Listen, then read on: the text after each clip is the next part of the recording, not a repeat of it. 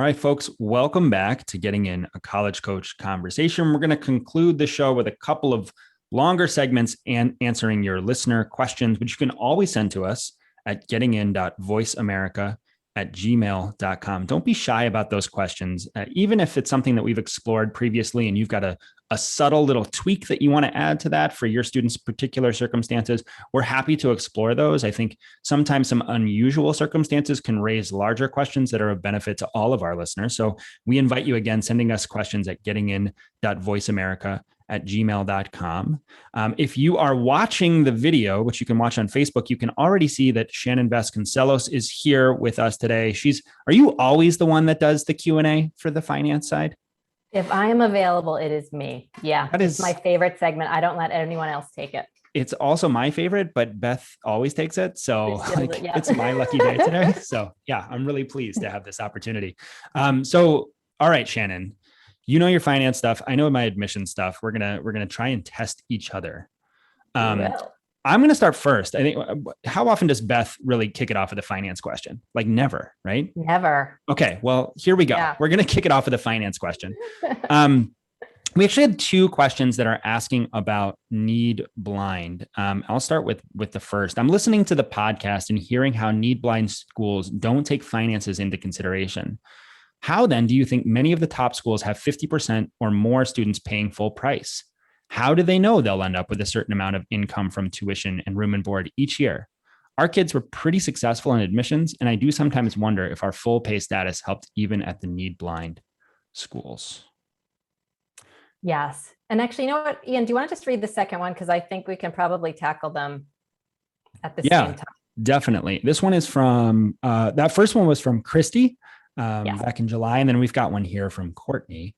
And we're going to just start with a little praise for us. First of all, I've been a dedicated listener for about 5 years since I started working as a college counselor after a career of almost 9 years in college financial aid. That's awesome. You've really given me invaluable insights, information, and training to do my job, and I'm so appreciative. Cool. I would love to hear a little more nuanced conversation regarding how Needblind schools can truly be Needblind if they also meet full need.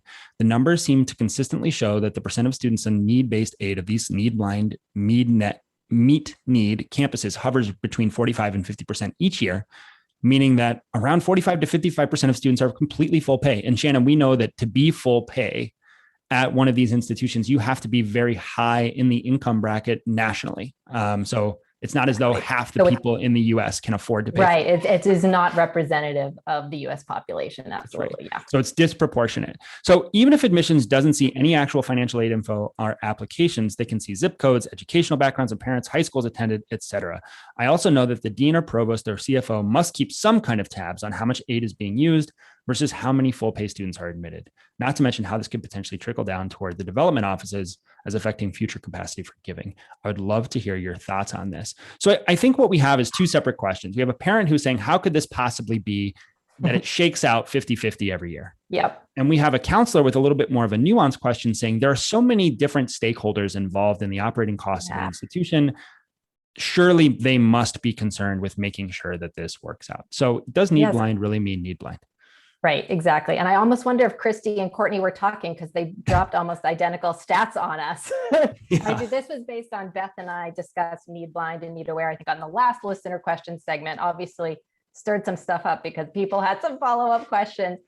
So I think what I want to say first is these Needblind, meet full need schools that at least Courtney specifically is asking about, and I get a sense that Christy's probably asking about some of the same schools.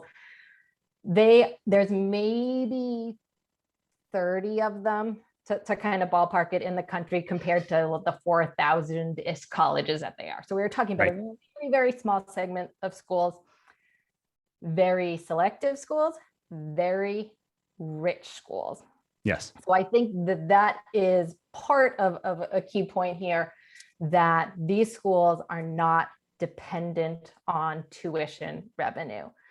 If you look at the budgets for these super selective, super rich schools that fall into this category, they're meeting maybe kind of 10 to 20% of their budget out of tuition.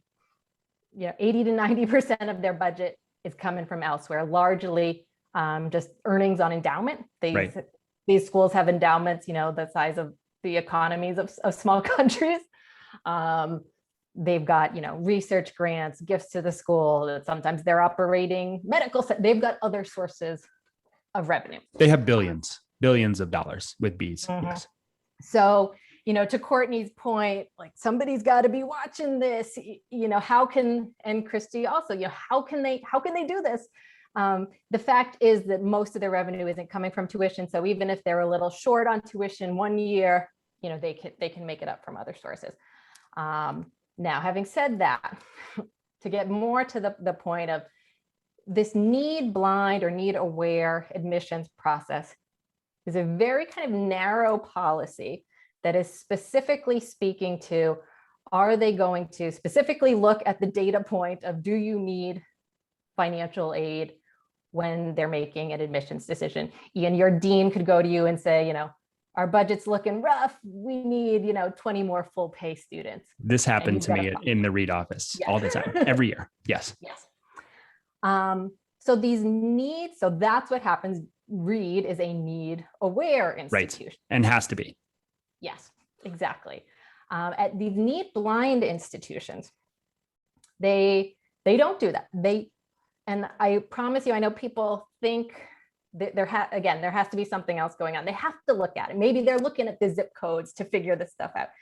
I really truly believe that they are not. Again, can't speak for every school, but from our experience, these need-blind institutions, when they say they're need-blind, they really are not looking at that. Again, for many of the schools, they don't have to because they've got other sources of funding. Yeah. But what I will say is that, it is not the need-blind policy is a narrow policy.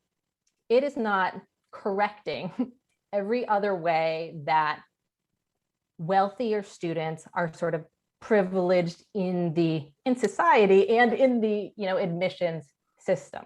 Right. So, Christy, of course, I don't know anything about your family, and though I can pretty confidently say that the fact that your full pay did not help your kids at need-blind colleges, maybe you could pay for SAT prep for them, which did help them. Yep. Maybe you could pay for this cool, elite fencing club that they were in, or, other kinds of extracurriculars that really suited their interests, that maybe folks that didn't have as much money, their kids could not do those things. Maybe you had professional contacts that could hook your kids up with cool internship opportunities that folks without money could not. It can really go like way back. Maybe when your kids were young, you could fill your house with lots of books for them to read, and you had some, leisure time that you could read with them. And maybe folks who are working 2 jobs to put just food on the table could not do those things.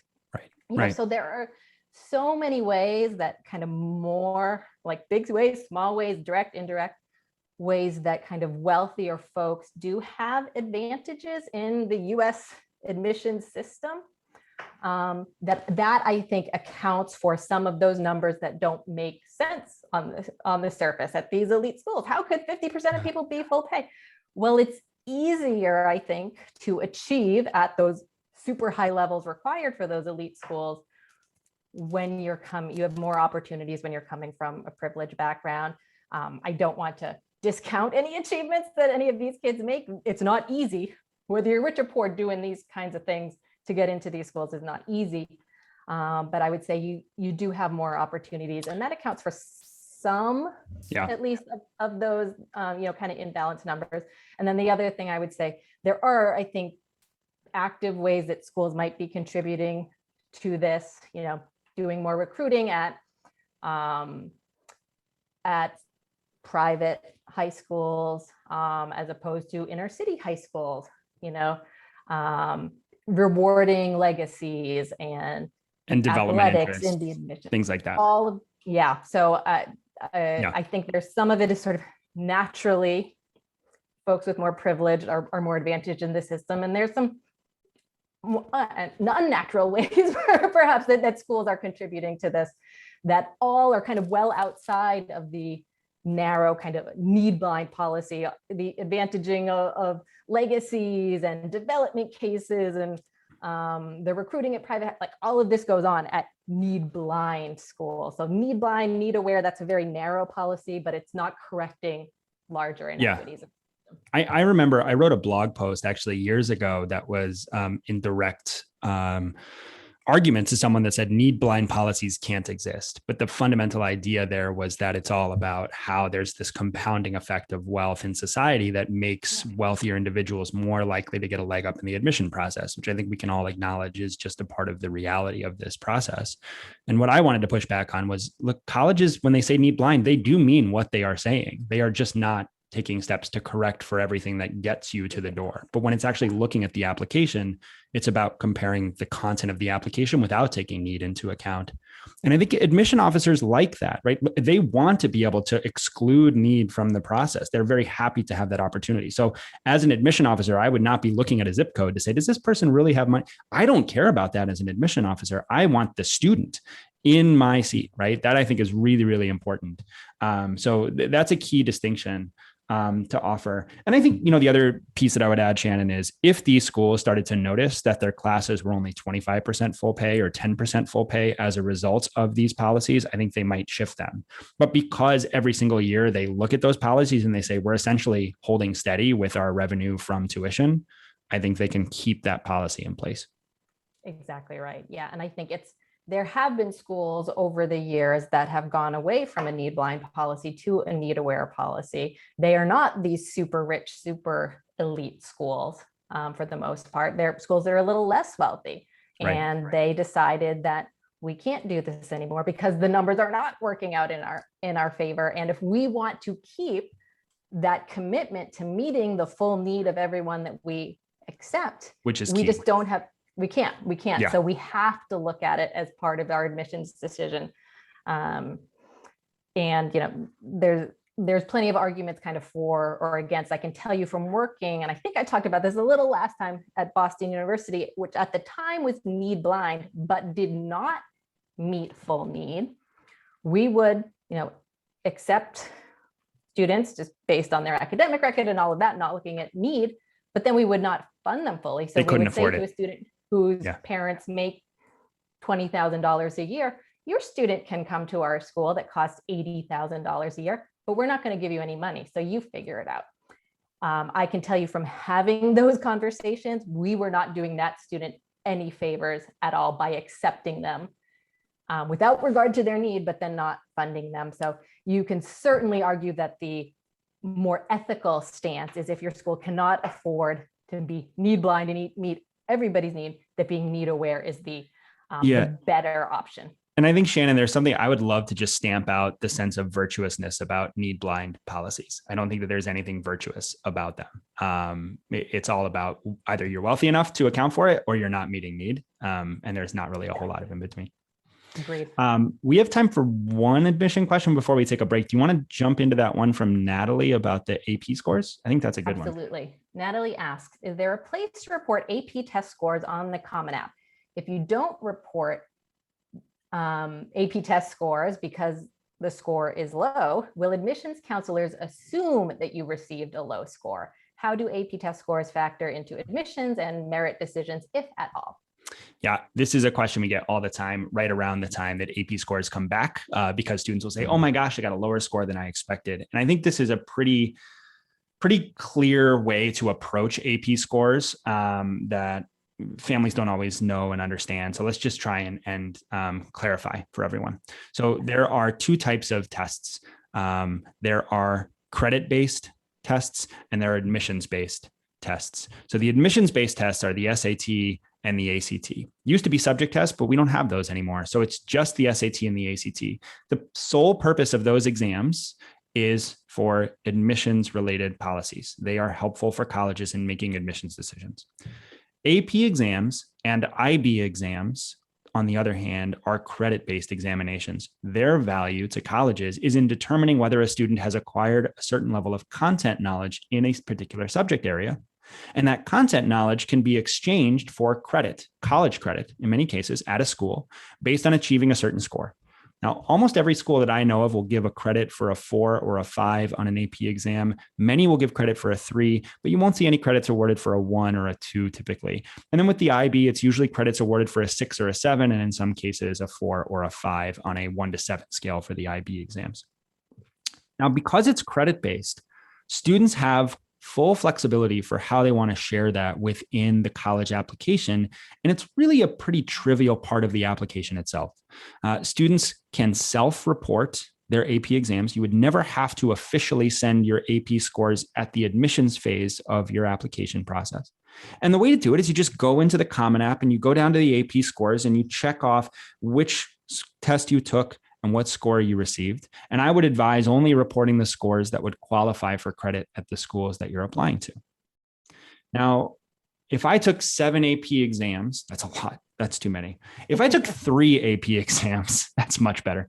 And 2 of them I got 4s, and on the other I got a 2. I'm going to decide not to report my 2.